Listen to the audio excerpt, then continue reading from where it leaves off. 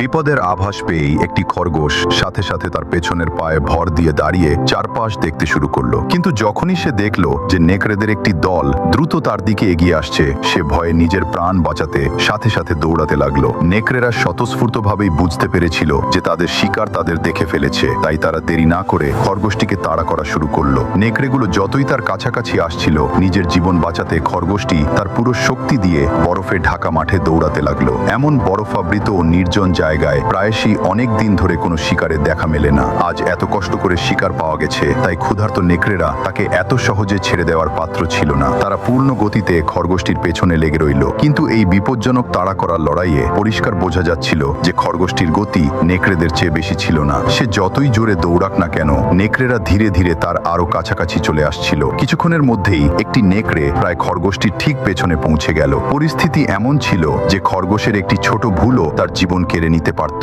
এমন অবস্থায় শেষ মুহূর্তে খরগোশটি হঠাৎ একটি তীব্র মোড় নিল। তার এই ক্ষিপ্রতার কারণে নেকড়েটি তাকে শিকার করা থেকে চুল পরিমাণ দূরত্বের জন্য ব্যর্থ হলো। তবে নেকড়েটির প্রতিক্রিয়াও খুব দ্রুত ছিল। সেও সাথে সাথে ঘুরে গিয়ে আবার পুরো শক্তি দিয়ে খরগোশটির পেছনে দৌড়াতে শুরু করলো। এখন খরগোশটি বুঝতে পেরেছিল যে শুধু গতির ওপর ভরসা করে বেঁচে থাকা কঠিন। তাই প্রতিবার যখনই নেকড়েরা তার খুব কাছাকাছি চলে আসছিল, সে হঠাৎ করে দিক পরিবর্তন করে নিচ্ছিল। আর এই কৌশলটি বারবার কাজ করছিল। প্রতিবার নেকড়েরা সামান্য একটু পেছনে পড়ে যাচ্ছিল আর খরগোশ তাদের নাগাল থেকে বেরিয়ে যাচ্ছিল। বারবার ব্যর্থ হওয়া সত্ত্বেও নেকড়েরা হাল ছাড়েনি, কারণ এমন কঠোর এলাকায় শিকারের সুযোগ খুবই কম পাওয়া যায়। তাই তারা যে কোনো মূল্যে এই সুযোগ হাতছাড়া করতে চাচ্ছিল না। অন্যদিকে মৃত্যুকে এত কাছ থেকে দেখে খরগোশটির ভেতরেও বেঁচে থাকার এক তীব্র জেদ জেগে উঠেছিল। সে তার পুরো শক্তি দিয়ে অনবরত দৌড়াতে থাকলো, কারণ সে জানতো যে থামলেই তার মৃত্যু নিশ্চিত। অনেকক্ষণ ধরে এই বিপজ্জনক ধাওয়া চলতে থাকলো। দুজনের মধ্যকার দূরত্ব কখনো খুব একটা বাড়েনি, কিন্তু প্রতিবার আক্রমণ করার পরও